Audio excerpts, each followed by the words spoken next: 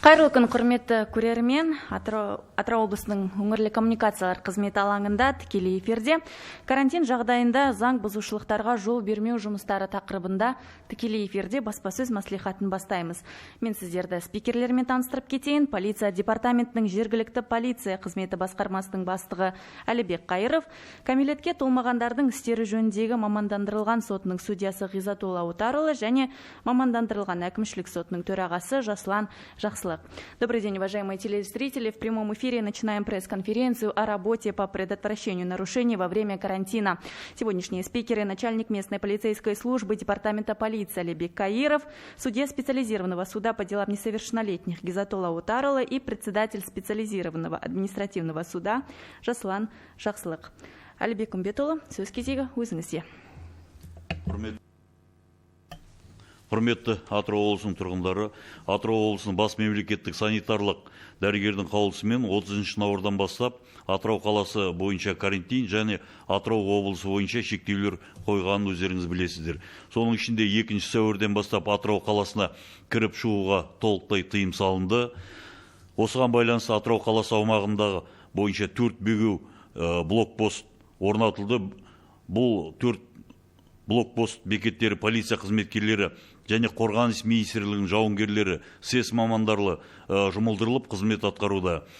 Сонымен қатар құқық бұзушылықтардың алдын алу мақсатында бекеттерден тыс айналып өтушілерді бақылау мақсатында ішкі істер департаментінің дронымен пайдаланып осы бағыттағы жұмыстарды қолға алып отырмыз. Бұдан басқа облыс аумағында 16 санитарлық бекеттер орнатылды. Бұл аудан маңындарында орнатылған санитарлық бекеттер. Бұл санитарлық бекеттердің қызметтері тек қана санитарлық СЕС қызметкерлерімен бұл келе жатқан жолаушының автокөліктің денсаулығын жағдайын тексеру. Басқа полиция қызметкерлері бұл жерлерде тек қана сол қызметкерлерге көмек көрсетіп автокөлікті тоқтатып береді. Бұл тек қана санитарлық бекет болып есептелініп отыр. Жоғарыда аталған қаулыдан басқа шектеулерге де қазірде толықтай осы бағыттағы жұмыстар атқарылуда. Әр азамат міндетті түрде қазіргі уақытта медициналық бетперде мен қолғаптарды киіп жүру екенін осыған дейін де қаулыда өздеріңіз оқып өттіңіздер. Үйден тек қана азық-түлік дәрі-дәрмек алу, сонымен қатар жұмыс жасауға рұқсат берілгендерге жұмысқа бару және медициналық көмек алу үшін шығуға болады. Басқа жағдайларда үйден шығуға шектеулер қойылған. Және жасөспірімдердің ата-анасыз, заңды өкілдерінсіз көшеде жүруіне, ойнауына да шектеулер қойылып отыр.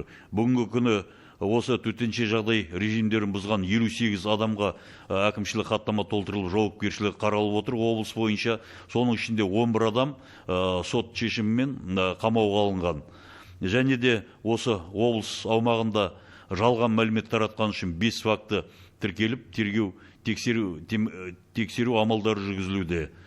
Мынау жоғарыда айтып кеткен блокпосттар бойынша 4 блокпост. Қазірдің өзінде осы Атырау облысының қала тұрғындары осы блокпостты айналып өтуге әрекет жасап отыр. Бұл бағыттағы қазіргі уақытта сол жүргізушілер айналып өткен үшін ұсталып, жауапкершілікке тартып, қамауға алынды. Басқа да бұл бағыттағы жұмыстарды күнделікті бақылауға алып, Атырау аумағында карантин енгізілгеннен кейін тек қана жүк автокөліктері өтіп шығуға қазіргі уақытта рұқсат берілген. Жаяу жүргіншіге қаладан шығуға немесе қалаға кіруге толықтай тыйым салынды. Осыны сіздердің қатерлеріңізге бергім келеді. Рахмет. Жаслан Берікұлы, сөз кезегі өзіңізде. Енді қазіргі таңда осы мамандандырылған әкімшілік сотының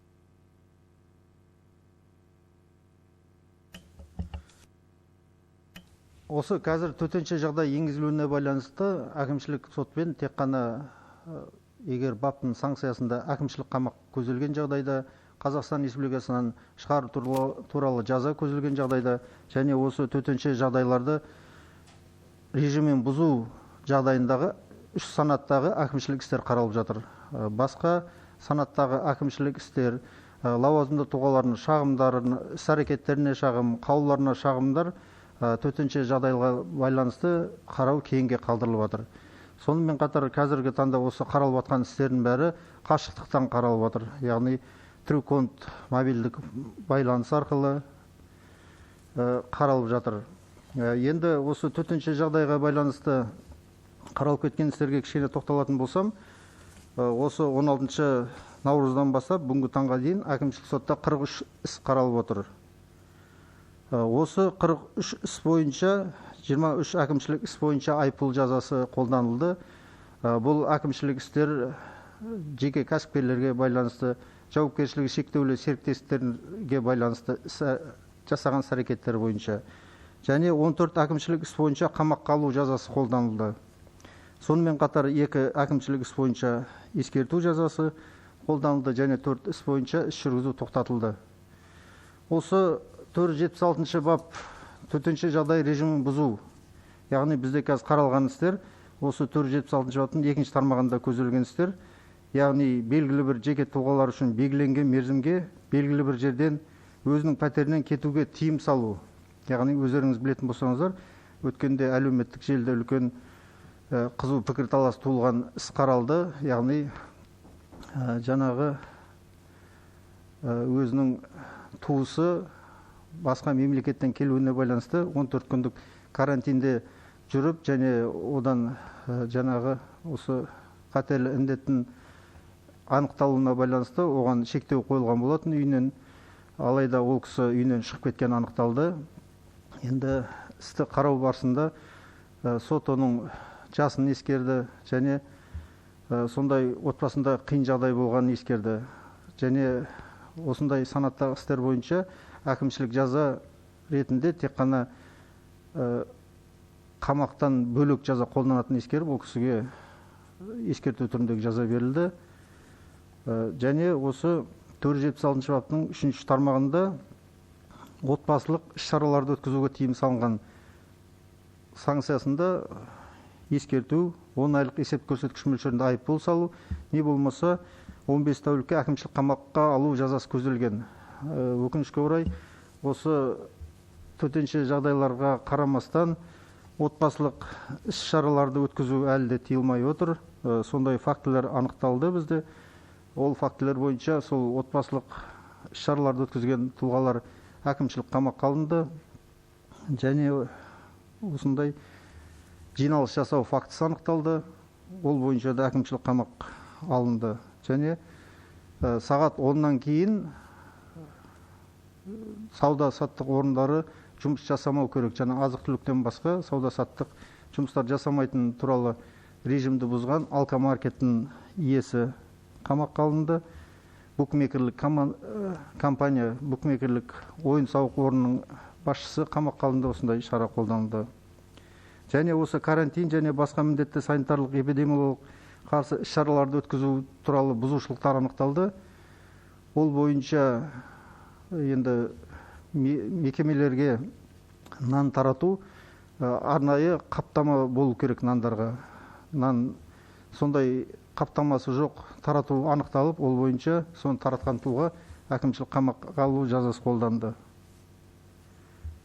Сонымен байланысты ерекше қағидалар бекітілген, көлік құралдарын жүруін шектеу және оларды жете тексеруден өткізу бойынша. Енді осы жағдайға байланысты қазір айтып кеткендей, Әлібек Үмбетұлы, қазіргі таңда тек қана 3 жағдайда ғана жұмыстан үйінен шығуға болады. Яғни жұмысқа барып, жаңағы азық-түлік алуға, болмаса дәрмек алуға шығатын болса. Алайда өкінішке орай ол тоқтамай жатыр, халықта әлі көп түсінбеушіліктер туындап жатыр. Яғни кеше ғана бір іс қаралды, түнгі 9:30 шамасында көлік құралымен жүрген, қайда барып жатқаны белгісіз. Оған осы төтенше жағдай режим бұзу бойынша әкімшілік қамақ қолданды. Және осы айта кететін бір жай, алкогольдік ішімдік ішіп басқару көлік құралында тоқтамай отыр. Осы іс бойынша халыққа түсіндіретінім, қазіргі таңда жасалған қандай да бір әкімшілік құқық бұзушылықтар ол төтенше жағдай режим бұзу кезінде жасалғандықтан ол ауырлататын мән-жайлар болуы мүмкін. Яғни ол жағдайлар әкімшілік қамаққа келіп соғуы мүмкін. Сондай істер қаралды, қысқаша айтқанда. Рахмет. Ғизатолла Отарұлы, сіз кәмелетке толмағандардың істері жөніндегі мамандырылған сотының судьясы болғандықтан сізге бір сұрақ. Осы ата-аналарға қандай шара қолданылады, егер де олардың балалары көшеде жүрсе? Атырауда осындай фактілер тіркелді ме? Соны толығырақ алып кетсеңіз, айтып кетсеңіз. Жалпы Қазақстан Республикасы әкімшілік құқық бұзу туралы кодексінің 442 бабының 1-ші тармағында, 2-3 тармақтарында ата-аналарының немесе заңды өкілдерінің еріп жүруінсіз көшеде жүрген кәмелетке толмағандардың жауапкершілігі ата-аналарына қарастырылған. Бұнда бірінші жағдайда ескерту, екіншіде айыппұл, үшінші жағдайда енді онда да ата-аналарына айыппұл салу көзделген. Жалпы төтенше жағдайға байланысты, балалардың төтенше жағдайға байланысты түнгі уақытта немесе күндізгі уақытта төтенше жағдай режимін бұзу мәселелері бойынша әзірше әкімшілік іс қаралған жоқ, бірақ та біз негізгі мақсатымыз соған жол бермеу. Өйткені жалпы кәмелетке толмағандар үшін ата-аналар жауап береді. Сондықтан күндізде қазіргі таңда енді 18-ге толмаған балалар үшін көшеде режимде себепсіз жүруге болмайды. Кешкі уақыттың өзін айтпағанның өзінде, яғни ата-аналардың еріп жүргенсіз. Сондықтан барша атыраулық ата-аналарға айтарымыз, мүмкіндіктеріңізше балаларды қадағалаңыздар. Жаңа бұрындары қарап жүрген кезде аптекаға шығып кетті, нанға шығып кетті деген сылтау айтады. Бұл жолы мүмкіндік болғанша өздеріңіз шығыңыздар, нанға да, сүтке де баланы далаға себепсіз өздеріңіз еріп жүрусіз шықпағандарыңыз дұрыс. Жалпы бәріміз белгілі, Қазақстан Республика президентінің 15 наурыздағы жарлығына байланысты Қазақстан соттары, соның ішінде Атырау облысының соттары өзіндік жұмыстарын осыған сәйкестендіріп реттеп жатыр. Атап айтқанда, процессуалдық мерзімдері бар істерді кейінге қалдыру, істердің қарау бойынша сот отырыстарын ұялы телефон, бейнеконференция режимінде тараптардың қашықтықтан қатысу көмегімен жүргізу, яғни True Font дейтін бар ұялы телефон қосымына қатысып жүрген тараптар біледі. Сондықтан мүмкіндіктеріңізше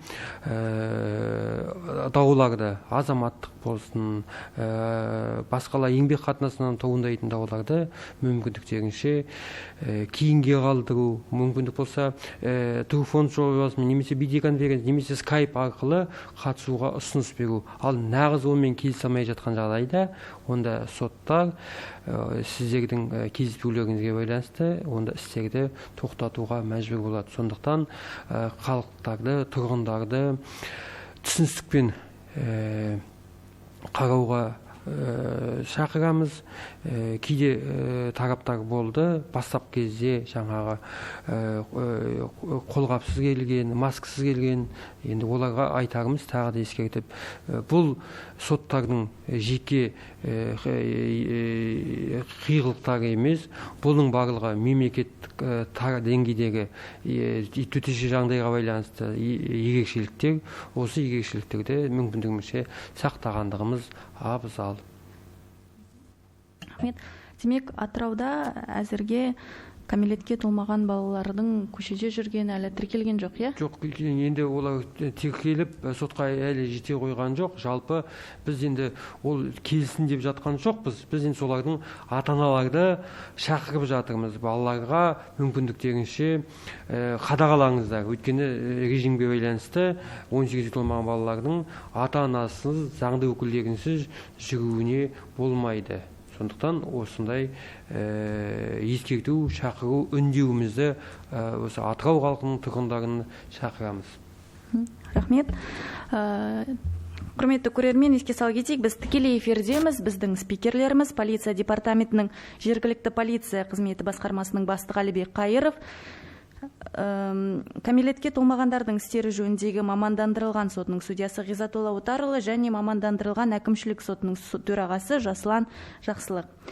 Әлібек Үмбетұлы, сізге тағы бір сұрақ. Енді әлеуметтік желілерде орысша комендантский час деп жатады ғой, 7-ден кейін мүлдем шығуға болмайды деген көп ақпарат тарады. Халық әлі түсінбей жатыр. Осы бойынша тағы бір мәрте айтып кетсеңіз. Біздерде енді шектеу бас санитардың қаулысымен бізде шектеулер қойылған.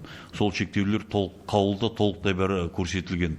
қазіргі уақытта айтып кеткендей жұмысқа, тамақ алуға, жағдайларда баруға болады да, басқа уақытта, түнгі уақытта автокөліктермен жүруге жаңада айтып кетті, кешегі толтырылған әкімшілік хаттамалар бойынша. Соның бәрі тек қана жұмысқа баруға, басқа жағдайда толықтай шектеулер бар бізде. Жұмысқа барып келіп, егер кеш келетін болса, қолында анықтамасы болатын болса, жұмыстан шыққан уақытта таңертең сағат 7:00-ден 9:00-ге дейін, 21:00 и 20:00-ге дейін. Қосымша бұл жерде полиция қызметкерлері тоқтатқаннан кейін қосымша тексеріп, сол жұмыс қызметкерлері қазір көбі білет, анықтамасында сол мекеменің басшысын немесе жауапты адамның ұялы телефон жазылады, сол жерден қосымша тексеріліп қаралады. Егер сондай жағдай болатын болса, онда рұқсат етіледі. Бізде жаңа айтқанда комендантский час емес, тек қана шектеулер. Яғни тәулік бойы шектеу бар, тек қана 7-ден кейін емес, тәулік бойы шектеу. Рахмет. Ал азық-түлік дүкендері мен дәріханалардың жұмыс уақытын айтып кетсеңіз, тәулік бойы жасайтын дүкендері бар, солардың жұмыс уақыты? Бұл жерде тек қана азық-түлік дүкендері, жаңа дәріханаларға бұл жұмыс жасап тұр, ешқандай оларға шектеу жоқ. Халыққа керек нағыз азық-түлік түнгі уақытта дәрі-дәрмек алу үшін баратын болса, ондай жағдайда рұқсат етіледі. Өзінің нақты сол жақын жердегі дәрі-дәрмекке бара жатқан түсіндіріп айтқан жағдайда біздің полиция қызметкерлері оған дұрыс қарап, өзінің жағдайын ескерткен жағдайда түсіністікпен жұмыс атқарады. Ал жүргізушілердің барлығы да бетперде тағуы міндетті ғой, иә? Қазіргі уақытта міндетті, бұл қаулыда да көрсетілген, толықтай қолына қолбағы мен бетперде тағып жүру міндеттелген.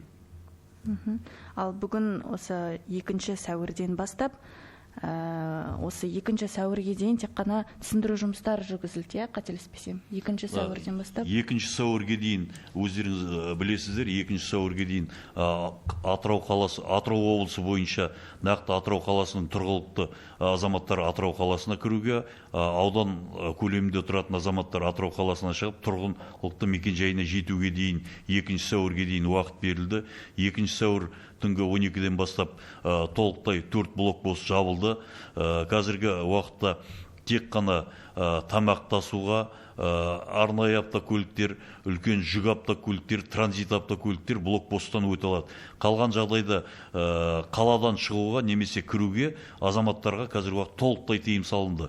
4 блокпосттан да оны өтуге тыйым. Сондықтан аудан тұрғындары да сіздерге ескертемін, қазіргі уақытта келіп жатырады, менің шаруам бар еді деп, осы мәселені қарап, уақыттарыңызды алып, қалаға келуге, жаңа айтқандай тыйым салынғаннан кейін уақыттарыңызды алып, оны қазіргі уақытта үйлеріңізде болуға біз шақырамыз. Босқа уақыттарыңыз кетіп келесіздер, оны қалаға кіргізбейді, кейін қайтасыздар. Сондықтан осы мәселеге де өздеріңіз түсіністікпен қарап, біздің қызметкерлерге де ауыртпалықшылық салмай, негізі көріп отырсыздар, жұмыс көп. Бұл жұмыс енді полиция департаменті ішкі істер министрінің нұсқауына сәйкес ерекше қызмет атқаруда. Сондықтан осы бағыттағы жұмысты бірге атқаруға деп шақырамын.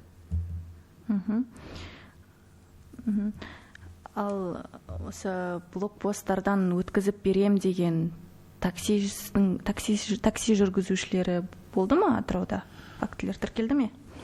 Бұл жерде айта кетейін, 2 сәуірден толықтай блокпосттарға тыйым салынғаннан кейін түнгі уақытта Алмалы бекетінен жаяу азамат сол бекетке дейін автокөлікпен келіп, жаяу айналмақшы болып, жаяу өткен жүргінші ұсталды. Бұл бойынша әкімшілік хаттама толтырылып, әкімшілік сотқа жолданып, қамауға алынды. Бұдан басқа сол бекеттерді айналып өтпекші болған жүргізушілер де бар. Бұлар да толықтай ұсталып, сотқа материал жолданып, қамауға алынып отыр. Неге десеңіз, бізде тек қана сол 4 блокпост емес, бұдан басқа мобильный группа дейміз. Айналып өтетін жолдардың бәрінде мобильный группа құрылған, және департаменттің дроны пайдаланып, толықтай сол аумақтар Атырау қаласының аумағы толықтай бақылауға алынып отыр. Бұл енді карантин жағдайға енгізілгеннен кейін, бұл өздерінің сол азаматтарының денсаулығының қауіпсіздігі, өздерінің қауіпсіздігі үшін жасалып жатқан жұмыстар. Бұл басқа сіздерге біз жасап жатқан кедергі емес, бұл өздеріңіздің денсаулығы үшін және халық үшін жасалып жатқан қызметтер. Ал Өскемен, Семей қалаларында осы тұрғындарға арнайы рұқсаттама беріліп жатыр, иә? Осындай Атырауда мүмкін бе енгізілуі? Бұл жерде енді өтуге ешқандай қазір көп айтатын неме айтқанда пропуска дейді. Ондай ешқандай пропуска беріліп, блокпосттан өтуге пропуска ешқандай ол дәлел болмайды. Ол пропуска блокпостқа келгенде ешқандай өтуге ешқандай құқық бермейді ол пропуска. Тек қана бізде блокпост сергек карантин бар, толықтай бәрі сол планшетке енгізілген, керек нағыз өтетін адамдардың автокөліктерінің тізімі енгізілген, сонда сол енгізілген тізім арқылы өтеді. Қолыңызға сізге әкімшіліктен или аудан орталығынан басқа біреу пропуска деп жазып беретін болса, ол ешқандай өтуге себеп болмайды. Ал қаланың ішінде жүруге пропуск деген, спецпропуск дейді ғой енді орысша. Спецпропуск, жаңада айтып кеттім, ешқандай спецпропуск, қосымша рұқсат беру қағаздары, ол ешқандай жүруге құқы жоқ. Ол жарамсыз. Ал төтенше жағдай енгізілгелі бері, карантин енгізілгелі бері Атырауда қылмыстың саны азайды ма? Қазір уақытта жеке құрам, жаңада айттым, ерекше қызмет атқаруда. Бізде енді осы түнгі уақытта өздеріңізде қала тұрғындары байқап жүрген болар. Соңғы күндері қалада автокөліктің жүрісі, қала тұрғындарының жүрісі толықтай шектелді деп айтуға болады. Бұл жерде біз тек қана арнайы қызметте жүрген автокөліктерді, жедел жәрдем, пожарный, басқа да осындай қызмет автокөліктерін, мынау коммунальный хозяйственный мекеменің мусорлар таситын водоканалдың аварийный службаның қызметкерлерінің автокөліктері ол енді қазір жағдаймен жүреді, оны бақылауға алып отыр. Жаңа қылмыс бойынша оны да күнделікті бақылауда, қылмысты толықтай зерделеп отырмыз. Соңғы кезде қылмыстың жаңа сіз айтқандай түсуде. Қазір неге десеңіз, бізде түнгі уақытта толықтай жеке құрам күшейтілген қызметте атқаруда. Облыс аумағында қазір 1099 қызметкер тәулікке шығып қызмет атқарады. Көрерменнен сұрақ, жұбайымды жұмыстан алып кетуге көлігімен бара аламын ба? Полиция ұстап, мені штраф салмайды ма дейді. Жоқ, жұбайымыздың қолында егер жаңағыдай айтқандай нақты анықтамасы болып, сіз ол жұмыстан келе жатқан жөнінде дәлелдеме болатын болса, сіз оны сол жұмыс орнынан мекен жайыңызға дейін апара аласыз, жеткізе аласыз. Рахмет. Осы қазір әлеуметтік желіде енді көптеген қате ақпараттар тарап жатыр. Сіз бана айтып кеттіңіз, осы жалған ақпарат таратқандар үшін 5 адам қазір шара қолданылды. Осы халыққа жалпы бір түсіндіріп кетсеңіз, олардың сенбеуіне, ақпаратты тексеруіне деген сияқты. Бұл жерде айта кететін, ақпаратты тек қана ресми өкілдердің ден алу керек. Жалған мәліметтерді біреудің айтқанымен несе біреудің жазып жергені жалған мәлімет болатын болса, әр сол азаматтың қылмыстық жауапкершілігі бар. Соны қатеріңізге береміз. Жаңадай айтып кеткенде бүгінгі күнге дейін жалған мәлімет таратқан үшін 5 адамға қылмыстық қазір тергеу амалдары жүруде. Алға қарайда осы жағдайлар тек қана ресми мәліметтерден алып, соны беріп тыңдап отыру керек. Рахмет. Жаслан Берікұлы, Ғизатолла Отарұлы, сіздердің тағы да алып қосарларыңыз болса, осы халыққа үндеулеріңіз болса. Енді құрметті Атырау қаласының тұрғындары, сіздерден бірақ нәрсе сұрайтын, осы төтенше жағдай режимін бәріміз сақтайық, үйімізде отырайық, тек қана қажет жағдайда ғана шығайық. Өйткені ол өзіміздің денсаулығымыз, өзіміз үшін керек, өзіміздің туған туысқандарымыз үшін керек. Сондықтан осы тағы да айтарым, үйлеріңізде болыңыздар. Соттасатын уақыт емес қазір, татуласатын уақыт. Татуласып бірге өмір сүрейік. Енді бүкіл дүниежүзі бір өтпелі кезеңде тұр қазір. Енді басқаша өмір болып жатыр. Өздеріңіз байқап жатсыздар. Бұндай ешқандай тарихта болған емес еді қазір. Бүкіл дүниежүзі осы қатерлі індетпен күресіп жатыр. Сондықтан мемлекет тарапынан барлық жағдай жасалып жатыр. Яғни көмектер де көрсетіліп жатыр. Сондықтан сіздерден бір ғана өтініш, үйлеріңізде болыңыздар, құқық бұзушылық жасауға жол бермейік. Рахмет. Рахмет. Ғизатолла Отарұлы. Құрметті атыраулық тұрғындар, ата-аналар, жалпы азаматтар елдегі түсіністікке жағдайға түсіністікпен қарауға шақырамыз. соттасатын уақыт емес, үйде болайық, соттасуға да мүмкіндігіміз болады. Осы індет аяқталғаннан кейін де соттасуға, сотқа талап арыз беруге, сотқа жүгінуге мүмкіндіктеріңіз болады. Сондықтан бұл конституциялық құқықтарыңызды шектеу емес, қайта сіз бен біздің осы азаматтық дауға арбитрасына тартылған азаматтардың денсаулығын сақтау мақсатындағы шаралар, соны түсіністікпен қабылдауға шақырамыз, үндейміз. Үйде болайық, соттасатын уақыт емес. Рахмет. Құрметті көрермен, осымен біздің карантин жағдайында заң бұзушылықтарға жол бермеу жұмыстары тақырыбындағы баспасөз мәслихаты тамам. Әрине, сіздің сұрағыңызға жауап бере алмасақ, келесі баспасөз мәслихаттарында сауалдарыңыз міндетті түрде жеткізілетін болады, оған жауап берілетін болады. Мен еске сала кетейін, біздің бүгінгі спикерлеріміз полиция департаментінің жергілікті полиция қызметі басқармасының бастығы Әлібек Қайыров, кәмелетке толмағандардың істері жөніндегі мамандандырылған сотының судьясы Ғизатулла Утарұлы және мамандандырылған әкімшілік сотының төрағасы Жасұлан Жақсылық.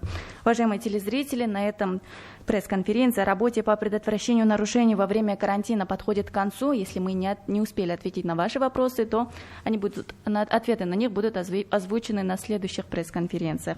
Аман сау болыңыздар. Всего доброго.